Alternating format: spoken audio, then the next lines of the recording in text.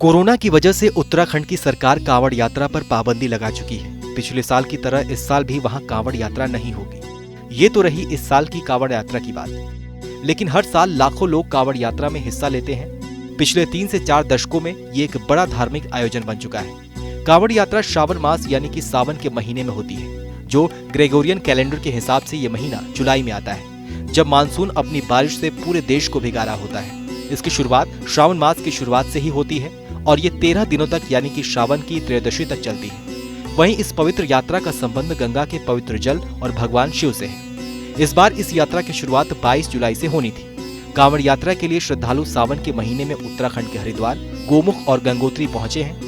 वहां से पवित्र गंगा जल लेकर अपने निवास स्थानों के पास के प्रसिद्ध शिव मंदिरों में उस जल से चतुर्दशी के दिन भगवान शिव का जलाभिषेक करते हैं। दरअसल कांवड़ यात्रा के जरिए दुनिया की हर रचना के लिए जल की शुरुआत और सृष्टि को रचने वाले शिव के लिए श्रद्धा जाहिर की जाती है। इसीलिए इस यात्रा में जल और शिव दोनों की आराधना की जाती है। अगर प्राचीन ग्रंथों और इतिहासों की माने तो ये कहा जाता है कि पहला कांवड़िया रावण था।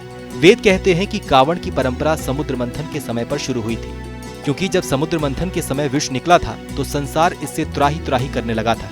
तब भगवान शिव ने इस विष को अपने गले में रख लिया था, लेकिन इससे शिव के अंदर जो नकारात्मक ऊर्जा ने अपनी जगह बनाई उसको दूर करने का काम रावण ने किया था। रावण ने तप करने के बाद गंगा के जल से पूरे महादेव मंदिर का अभिषेक किया था, जिससे शिव विष से बनी नकारात्मक ऊर्जा से मुक्त हो गए थे। वैसे अंग्रेजों ने भी 19वीं सदी की शुरुआत में अपनी किताबों और लेखों में भारत में कांवड़ यात्रा का जिक्र किया है।